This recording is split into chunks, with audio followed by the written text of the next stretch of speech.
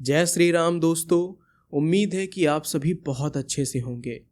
तो अगर आप मेरे चैनल पर फर्स्ट टाइम आ रहे हो और आप फर्स्ट टाइम इस क्यूट से चेहरे को देख रहे हो, अरे बहुत मनुष्य लग रहे हो, मत करो, रहने दो।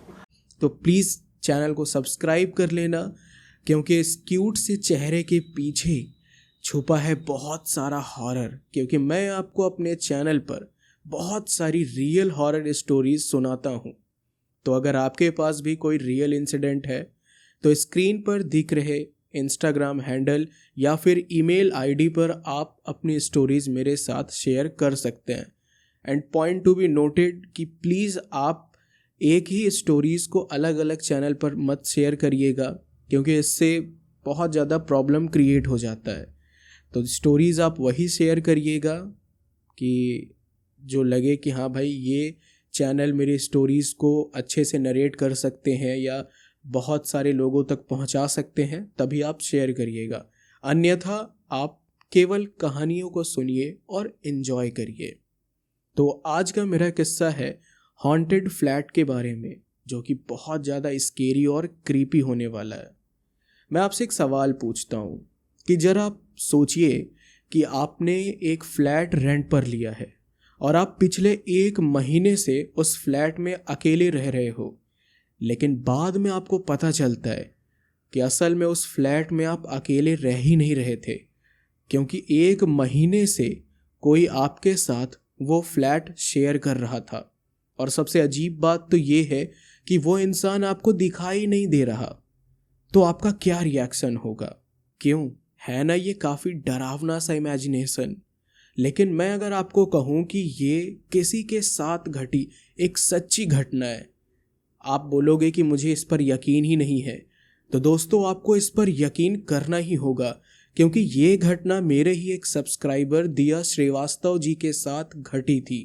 तो दिया जी, मैं आपसे रिक्वेस्ट करूंगा कि अगर आप ये वीडियो देख रहे हो तो प्लीज़ आप कमेंट करिएगा। मैं आपके कमेंट को पिन करूंगा ताकि लोगों को ये यकीन हो कि ये घटना बिल्कुल रियल है। तो चलिए दोस्तों, बढ़ते हैं आज के इस खौफनाक किस्से की ओर। तो ये बात है साल 2005 की। असल में दिया जी न्यू दिल्ली में काम के सिलसिले में आई हुई थी और उन्होंने पटेल नगर में एक फ्लैट रेंट पर लिया था। असल में उनका जो जॉब है, वो जो काम करती हैं, वो नेटवर्क मार्केटिंग का है। और वो बताती हैं कि सूरज जी, जब मैंने ये फ्लैट रेंट पर लिया था तो मैं फ्लैट पे बहुत कम रहती थी, क्योंकि सुबह से लेकर शाम तक वो पूरा दिन अपने कलीग्स के साथ ऑफिस में ही रहती थी। 1 महीने तक वो उस फ्लैट में थी। 1 महीने तक तो सब कुछ नॉर्मल चल रहा था उनके साथ, लेकिन 1 महीने के बाद उनको फ्लैट में कुछ अजीब सी चीज़ें महसूस होने लगी। जैसे कि उनको फ्लैट में बहुत भारीपन सा महसूस होता था। बहुत ही अजीब और स्ट्रेंज सी वाइब आती थी। उनको ऐसा लगता था कि सूरज जी, जब भी मैं जाती थी तो ऐसा लगता था कि उनके पीछे पीछे कोई चल रहा है। असल में दोस्तों, होता ये है कि जब भी हमारे पीछे कोई निगेटिव एंटिटीज़ पड़ती हैं तो हमें हर टाइम ना ऐसा महसूस होता है कि कोई हमारे साथ साथ चल रहा है।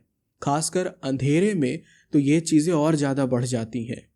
अब यही सेम चीज़ दिया जी के साथ हो रहा था, लेकिन उन्होंने इस बात को ज़्यादा सीरियसली नहीं लिया जब तक कि चीज़ें और बिगड़ नहीं गई। तो हुआ ये कि एक दिन उनकी ऑफिस की छुट्टी थी, तो उन्होंने प्लान बनाया कि आज मैं कहीं भी बाहर नहीं जाऊंगी, घर पर ही रहकर आराम से चिल करूंगी, मूवीज़ देखूंगी, खाऊंगी और सोऊंगी। और जो थोड़ा बहुत टाइम मिलेगा मैं अपने नेबर्स के पास जाकर उनसे जान पहचान बढ़ाऊंगी, क्योंकि 1 महीने हो गए थे और ना तो उनके कोई फ्रेंड्स थे और ना ही नेबर्स से जान पहचान थी। तो उन्होंने ये सारा प्लान बनाया और वो सारी चीज़ें की भी। वो आराम से खा पी कर लेटी, मूवीज़ देखी और सो गई। शाम के करीब 6 बजे उनकी आँख खुली तो उन्होंने सोचा कि चलो मैं अपने नेबर्स, जो उनके सामने एक आंटी रहती थी, वहाँ पे जाके वो मिलने के लिए गई। तो जैसे ही उन्होंने अपने फ्लैट का दरवाज़ा खोला तो देखा कि जो सामने वाला जो फ्लैट था, वहाँ पे जो आंटी रहती थी, वो आंटी अपने घर के बाहर, यानी कि दरवाजे के बाहर नमक से गोल घेरा बना रही थी। यानी कि एक जैसे होता है ना लक्ष्मण रेखा, वैसा ही वो अपने दरवाजे के बाहर नमक से गोल घेरा बना रही थी और साइड साइड में गंगा जल छिड़क रही थी। तभी दिया जी ने उन्हें रोक लिया। अरे नमस्ते आंटी जी।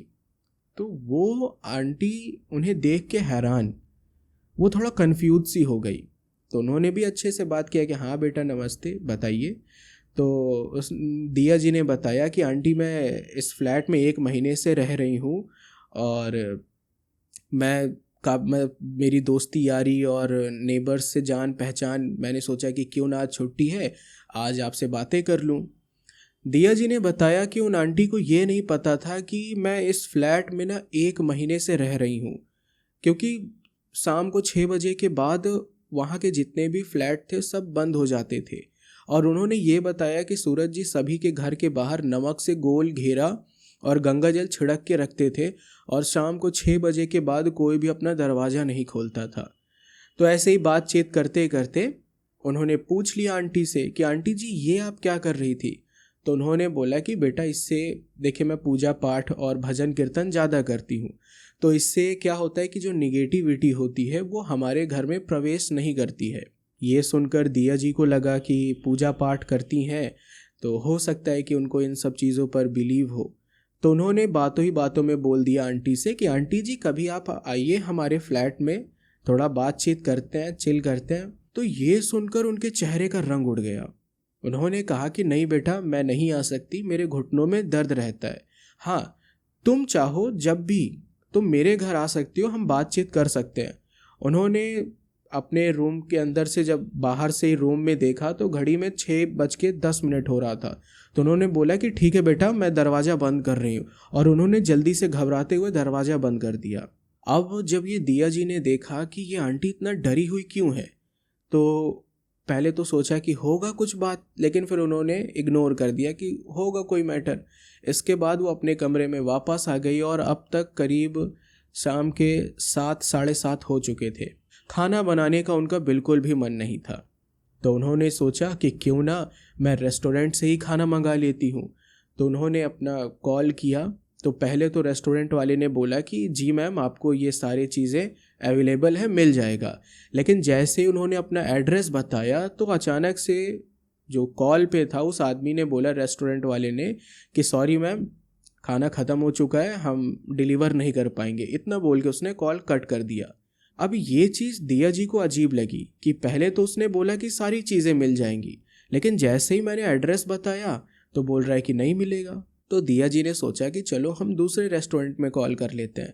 उन्होंने दूसरी जगह कॉल करके ऑर्डर दिया और जब उन्होंने अपना एड्रेस बताया, एड्रेस सुनते ही डिलीवरी बॉय बोलता है सॉरी मैम हम डिलीवर नहीं कर पाएंगे।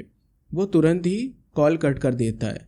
उन्होंने 3 से 4 बार किया अलग अलग रेस्टोरेंट में, और जब पूछा कि भाई आखिर बात क्या है, आप लोग एड्रेस सुनते ही आप कॉल कट कर देते हो, तो एक रेस्टोरेंट वाले ने कहा कि मैडम ठीक है, हमारा जो डिलीवरी बॉय है वो आपके फ्लैट के अंदर नहीं आएगा, आपको जो पार्सल है वो आपके फ्लैट के बाहर आपको आकर रिसीव करना होगा।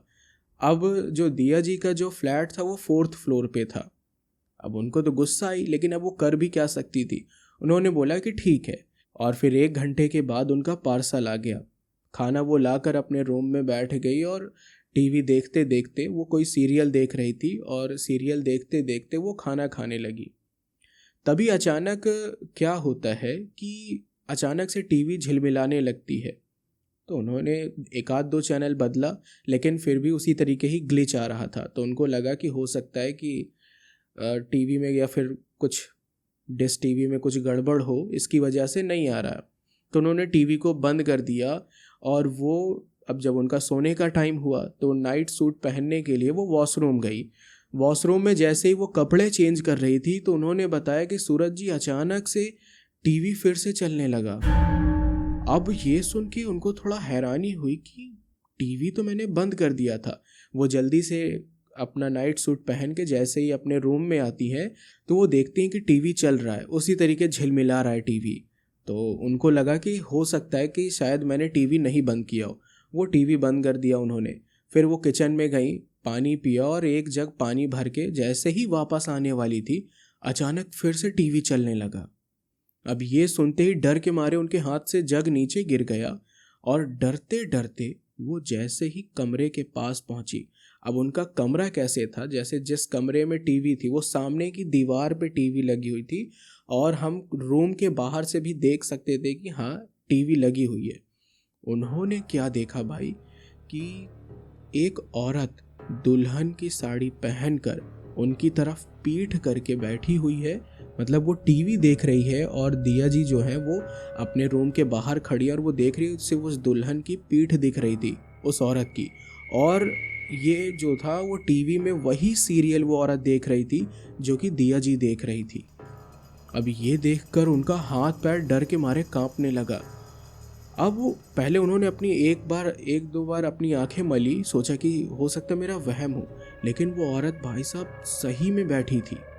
उन्होंने चुपके से गए और किचन से लाठी रखा हुआ था अपनी सेफ्टी के लिए, जैसे ही वो लाठी लेके आई तो क्या देखती हैं कि कमरे में कोई भी नहीं है, टीवी उसी तरीके झिलमिला रहा है, अब कोई सीरियल नहीं आ रहा। उन्होंने पूरा अपना हॉल में और इधर उधर बालकनी में जाके देखा, चारों तरफ से खिड़की बंद, मेन जो डोर है वो भी बंद। तो अब उन्होंने कहा कि जब चारों तरफ से सब बंद है तो कोई यहाँ पे कैसे आ सकता है। पहले तो उनको लगा था कि ये कोई चोर है, लेकिन जब उन्होंने देखा कि जब सारी चीज़ें हर जगह से बंद है, पैक है पूरा रूम, तो कैसे कोई आ सकता है। अब उनको फिर भी यकीन नहीं हो रहा, तो वो बेड के नीचे, पर्दे के पीछे, हर जगह वो देख रही थी। जब वो पूरी तरीके से निश्चिंत हो गई कि हाँ कमरे में कोई नहीं है, तो अपना आके बेड पे लेट गई। लेकिन रात भर उनको यही वो सोचे जा रही थी कि कौन था वो, मेरा वहम था कि क्या था, उनको समझ में नहीं आ रहा था और वो सोचते सोचते वो सो गई। और फिर नेक्स्ट डे जब वो अपने ऑफिस से शाम को जब वो घर आती हैं तो उस टाइम उनका बहुत ज़्यादा काम था और कुछ पेंडिंग भी वर्क था, तो थकान के कारण वो अपना फ्रेश होकर बेड पर सो गई। रात को करीब 7 साढ़े 7 बजे उनकी आँख खुलती है। वो अपना जो उन्होंने खाना पीना बनाया था वो खा पी कर अपना लैपटॉप लेकर अपना ऑफिस का काम कर रही थी और उस टाइम करीब रात के 10 बज चुके थे। तभी उनको अचानक वॉशरूम जाने की नीड हुई। जब वो वॉशरूम जैसे उन्होंने अपना पहला कदम रखा तो अचानक लाइट चली गई। लाइट जाने के बाद दिया जी ने बताया कि लाइट तो चली गई है लेकिन उनके कमरे से टीवी के चलने की आवाज़ आ रही थी। अब ये सुनते ही लिटरली उनके हाथ पैर ठंडे पड़ गए कि लाइट नहीं है फिर भी टीवी की आवाज़ आ रही है। अब जब वो डरते डरते फ्लैश लाइट अपना उन्होंने मोबाइल को ऑन किया और जैसे ही वो कमरे के अंदर गई तो उन्होंने जो देखा उसे देख के वो हैरान हो गई। उन्होंने बताया कि सूरज जी जब मैं रूम के अंदर गई ना तो टीवी में वही सारी चीज़ें चल रही थी जो पिछले रात मेरे साथ घटी थी। यानी कि उस टीवी में उनके रूम का पूरा सीन दिख रहा है कि वो औरत बेड पर पीठ करके वो टीवी देख रही है, यानी टीवी के अंदर वो टीवी देख रही थी। और उसके बाद हैरान कर देने वाली बात तो ये थी कि जैसे जैसे वो पिछले रात को डंडा लेकर कभी पर्दे के पीछे तो कहीं हॉल में, खिड़की के पास, बालकनी के पास, जहाँ जहाँ वो गई वो सारी चीज़ें उस टीवी में दिख रही थी। और अब ये देखते ही लिटरली उनके हाथ पैर इतने बुरी तरह से ठंडे पड़ गए, डर के मारे उनका पूरा शरीर कांपने लगा। उन्होंने बताया कि अचानक उस रूम का पूरा टेम्परेचर एकदम गिरने लगा था, अचानक से ठंड बढ़ गई थी। और फिर अचानक टीवी से क्या आवाज़ आती है, चली जाओ यहाँ से, ये मेरा घर है, वरना तुम भी मारी जाओगी। अब ये सुनते ही उनके मुंह से चीख निकली और वो डर के मारे जब हॉल की तरफ भागी तो उन्होंने क्या देखा कि उनके हॉल में, दरवाजे की तरफ, किचन में, वॉशरूम में, हर जगह से किसी के पैरों के निशान हैं और वो पैरों के निशान पूरे खून से रंगे हुए थे। अब ये देखकर, क्योंकि उन्होंने फ्लैश लाइट ऑन कर रखा था, अब वो डरते डरते जब वो अपने मेन डोर के पास पहुंची और वो बाहर निकलने के लिए जब दरवाज़ा खोलने लगी तो वो दरवाज़ा खुलने का नाम ही नहीं ले रहा था। ऐसा लगा वो दरवाज़ा लॉक हो गया। वो ज़ोर ज़ोर से पीटे जा रही हैं दरवाजे को, मदद के लिए चिल्लाए जा रही हैं, लेकिन वो दरवाज़ा खुलने का नाम ही नहीं ले रहा था। उन्होंने आंख बंद करके ज़ोर ज़ोर से चिल्लाना शुरू कर दिया कि कौन है यहाँ से, चली जाओ, मुझे छोड़ दो। अचानक एकदम शांत, लाइट आ गई। अब दिया जी ने बताया कि सूरज जी, मैं इतनी ज़्यादा डरी हुई थी कि मुझे ऐसा लगा कि वो रात मेरी आखिरी रात हो जाती। फिर जब लाइट आ गई उनको थोड़ा सा डर उनको कम महसूस हुआ और उन्होंने देखा कि अब कहीं पे भी फर्श पर किसी के पैरों के निशान है ही नहीं। उन्होंने तुरंत दरवाज़ा खोला और जैसे उन्होंने दरवाज़ा खोला तो जो भी फ्लैट थे ना, सभी के फ्लैट के घर के बाहर दरवाजे के पास मुहारे पे वो उन्होंने नमक से घेरा बना रखा था। वो आंटी को वो जानती थी, तो उन्होंने तुरंत आंटी का दरवाज़ा खटखटाना शुरू किया। तो आंटी के बेटे ने दरवाज़ा खोला। उस लड़के का नाम रवि था। तो उसने वो तो पहले हैरानी से देखता और बोलता है कि जी बताइए आप कौन, क्या काम है। तो उन्होंने बताया, सारी डिटेल डरते डरते बताया कि मेरा नाम ये है और मैं यहाँ 1 महीने से रह रही हूँ, सारी चीज़ें। ये सुनते उसने तुरंत उन्हें रूम के अंदर बुलाया और दरवाज़ा बंद कर दिया। उनको बैठाया, पानी वगैरह पिलाया और फिर उसने दिया जी ने बताया कि मेरे साथ ऐसा ऐसा वाक़या हुआ अभी। लेकिन दिया जी ने बताया कि रवि ने उन्हें एक चौंका देने वाली बात कही और कही ये कि आप जितनी जल्दी हो सके आप इस फ्लैट को खाली कर दो, क्योंकि अगर आज के बाद यानी कि अगर इस रात के बाद अगर आप एक और रात अगर आप इस फ्लैट में रहते हो तो केवल आपकी डेड बॉडी ही बाहर आएगी। ये सुनते ही दिया जी थोड़ा सा डर गई और उन्होंने कहा कि मुझे समझ में नहीं आया, मुझे आप पूरी बात बताइए। तो उसने बताया कि असल में ये फ्लैट मनहूस है, क्योंकि यहाँ पे एक दुल्हन की आत्मा भटकती है और ये इस फ्लैट के अंदर जो कोई भी रहने आता है, जैसा आपके साथ ये वाक़या हुआ है, यहाँ हर किसी के साथ होता है, यानी कि जो इस फ्लैट के अंदर रहने आता है। अब दिया जी ने बताया कि अच्छा आंटी जी कहाँ हैं। तो उन्होंने कहा कि आंटी जी तो अपने बुआ जी के घर गई हैं और वो कल ही वापस आएंगी। तो अब वो डरी सहमी थी और उन्होंने बोला कि मैं अब उस फ्लैट के अंदर नहीं जा सकती, तो क्या आज रात मैं इधर ही रुक सकती हूँ। तो उसने कहा कि ठीक है आप रुक सकते हो, लेकिन दिया जी ने कहा कि पहले आप मुझे इस फ्लैट की हिस्ट्री बताइए कि आखिर ये मनहूस क्यों है और ये दुल्हन कौन है, वो औरत कौन थी जो मैंने अपने रूम में देखा था। तब रवि ने उसे 5 साल पहले की बात बताई कि असल में ये फ्लैट मनहूस क्यों है और ये इतना ज़्यादा हॉन्टेड क्यों है। तो रवि ने बताया कि ये बात 5 साल पहले की है। इस फ्लैट में एक फैमिली रहती थी और जिस दुल्हन की आत्मा को आपने देखा था उस लड़की का नाम सानवी था।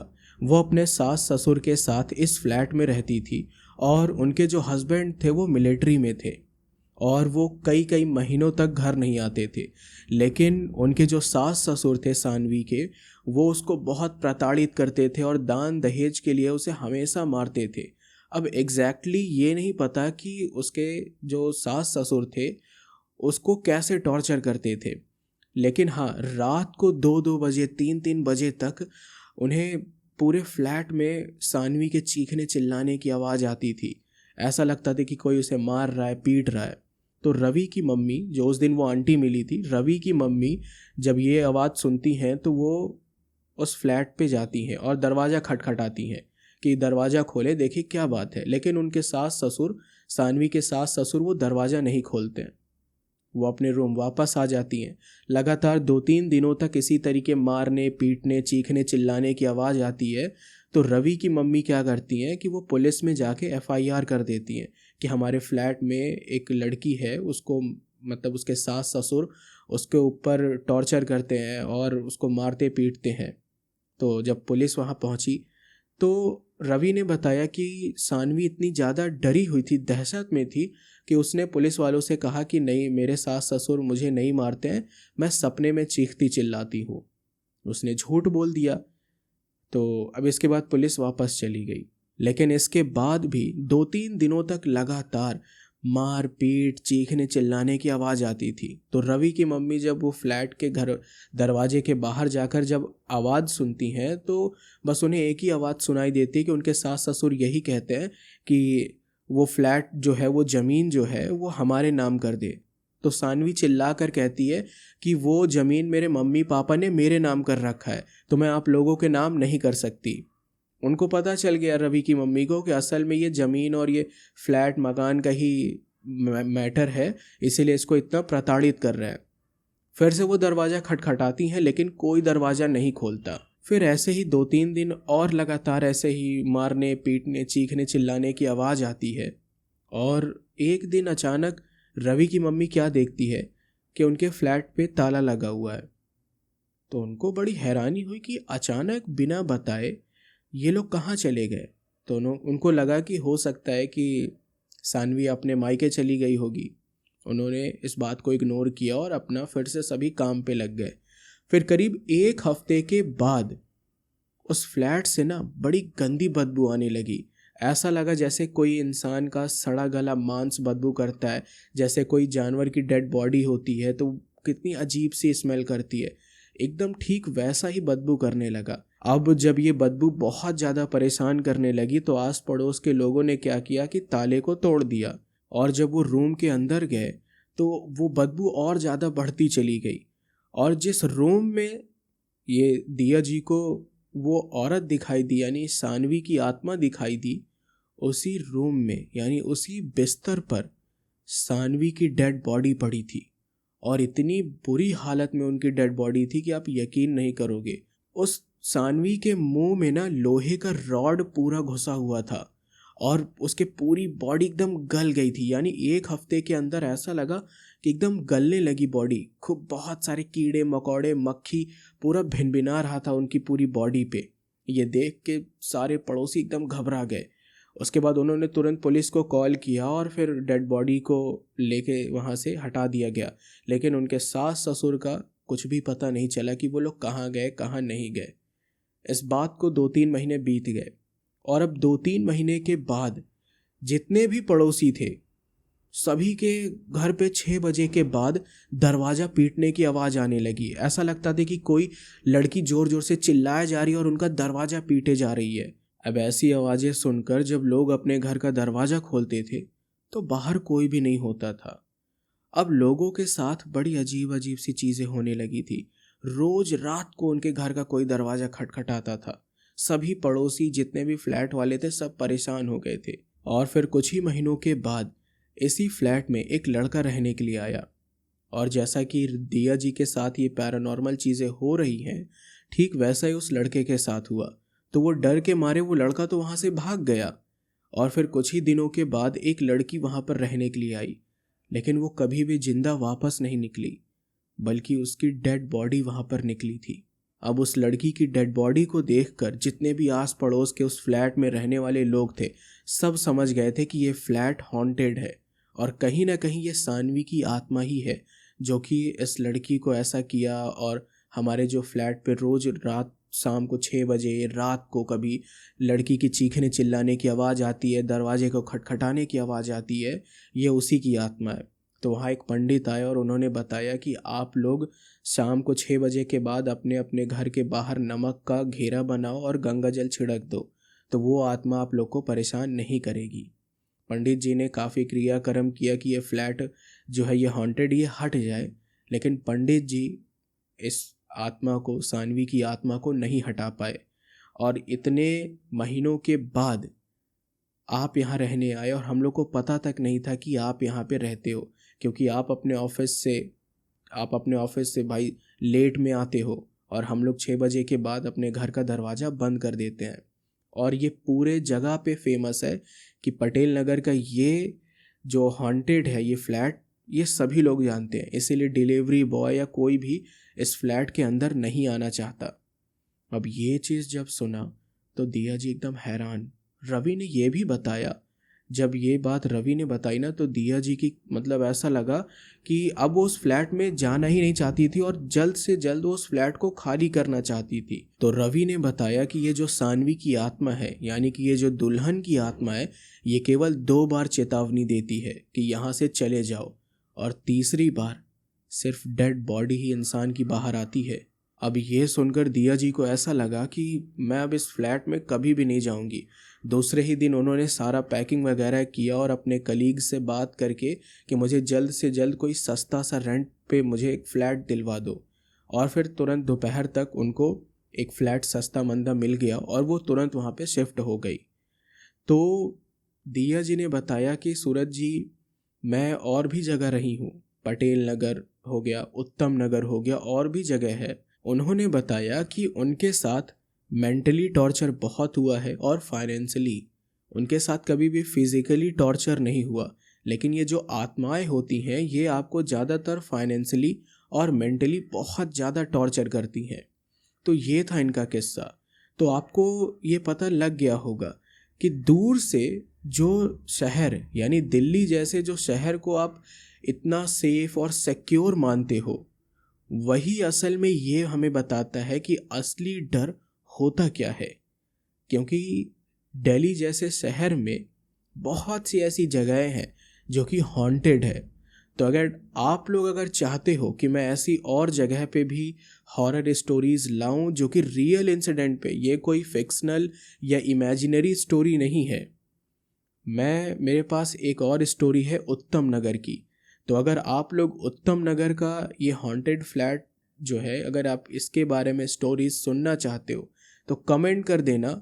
मैं नेक्स्ट वीडियो उत्तम नगर के हॉन्टेड फ्लैट के बारे में लाऊंगा जो कि बिल्कुल रियल स्टोरी है। तो ये स्टोरी आपको कैसी लगी? उम्मीद है कि आपको ज़रूर पसंद आया होगा। तो मैं तो यही बोलूँगा कि कभी भी किसी किराए के मकान में रहने से पहले आप एक बार उसकी पूरी हिस्ट्री सब कुछ जांच पड़ताल करके भाई अच्छे से रहो आप लोग। और बस मैं चाहता हूँ कि आप लोग अपनी लाइफ में हैप्पी रहें, एंजॉय करिए लाइफ को। सो मिलते हैं आपसे अगली वीडियो में, तब तक के लिए टेक केयर, गुड नाइट।